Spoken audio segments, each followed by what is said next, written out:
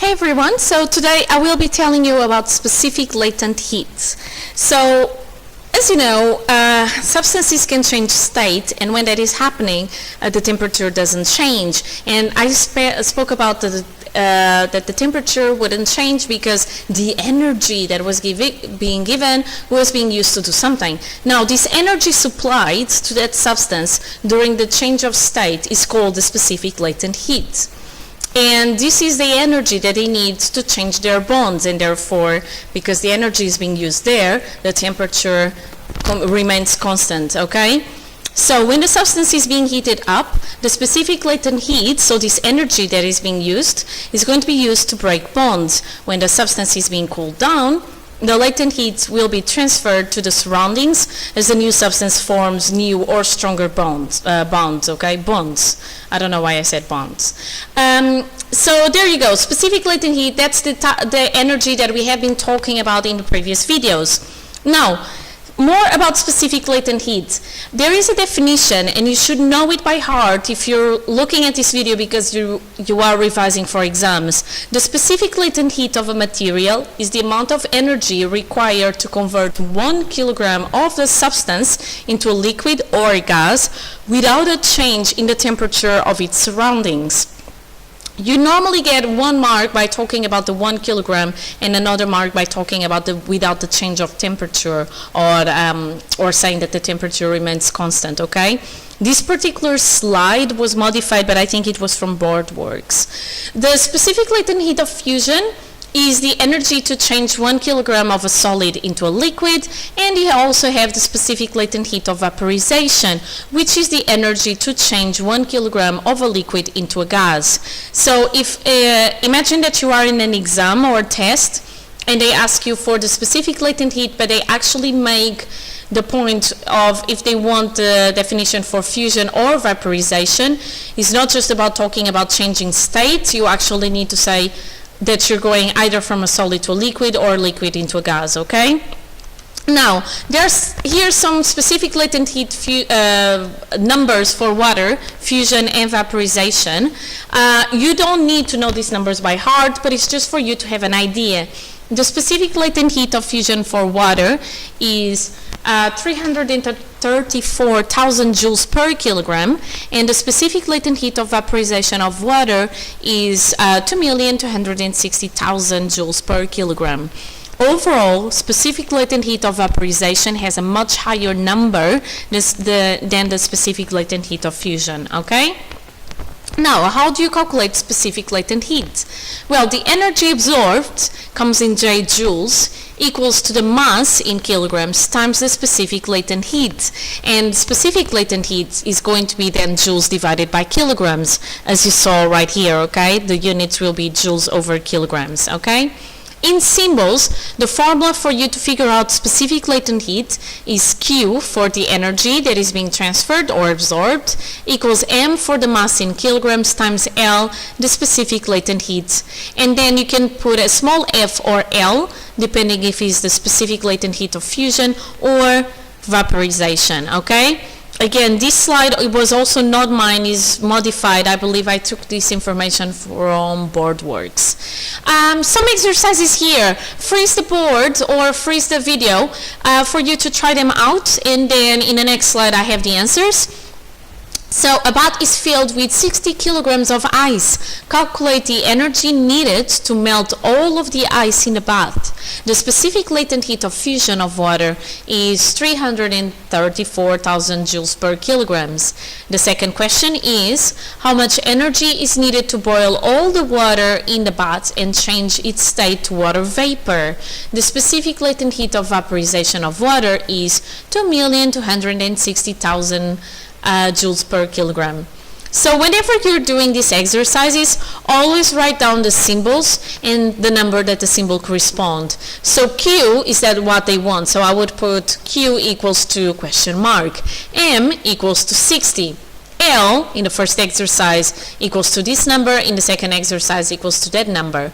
And that's why you don't get the questions wrong, or you minimize the chances of errors in your questions. So the first answer Write the formula. Always write the formula. This alone can give you marks. Substitute the values and then get the final result. Do not forget the units. In here, I would have 20 million, about 20 million joules, so you could change the units into 20 megajoules, okay?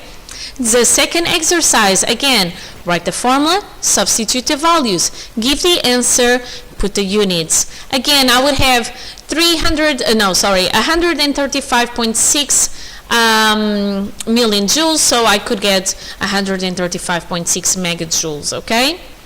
So this is some exercises. Now, what if you want to actually measure in a practical the specific latent heat of fusion and vaporization? So this is what you would do. This picture was taken from AQA. So you use a joule meter. You can start at 0 or then record the initial number in the joule meter. You need a low voltage heater connected to the joule meter, and the low voltage is more to do with safety than anything else. You have the ice on a funnel, and then the ice is going to be fall into a cup, a beaker, for example. Now, what happens here is ice at room temperature is going to start to melt. So you actually need to take that in consideration. So first, check how much water is melted to the surroundings temperature in 10 minutes. So that will be a first mass that you measure is M1.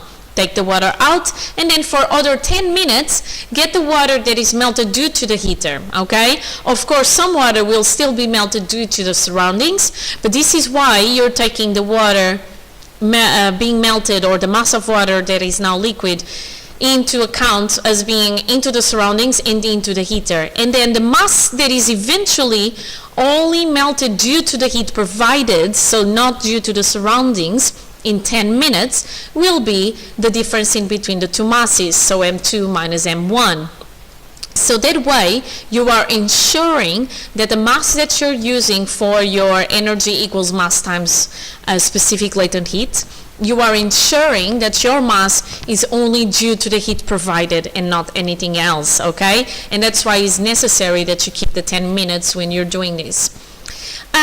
E is going to be the energy supplied to the heater, so you see it from the joule meter, either the number that it shows on the joule meter or the difference between the last number and the initial number if it didn't start at 0. Specific latent heat of fusion, by substituting in the equation and changing the subject, LF will be equal to the energy supply divided by the mass, again, which is the mass of water melted due to the heat provided in those 10 minutes. So that is how you measure the specific latent heat of fusion in a practical way.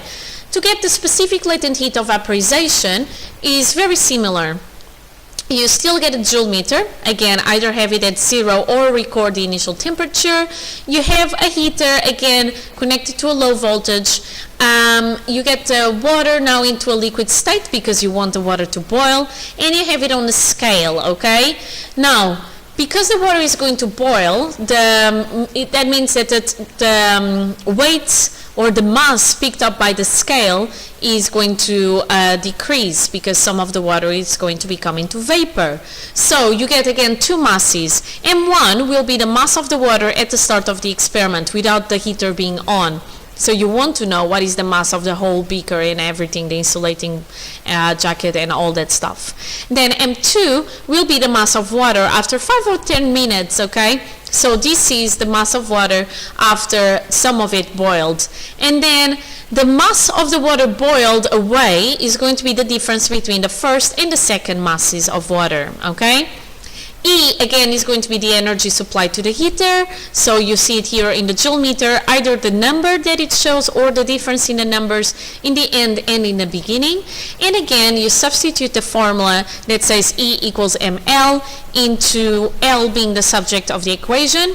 You want a specific latent heat of vaporization, so it goes LV equals E divided by M, the mass. And that is it, really. This is all that you need to know about specific latent heat of fusion, vaporization, specific latent heat overall, and how you measure it. Up to my next video. Be happy and healthy. Bye!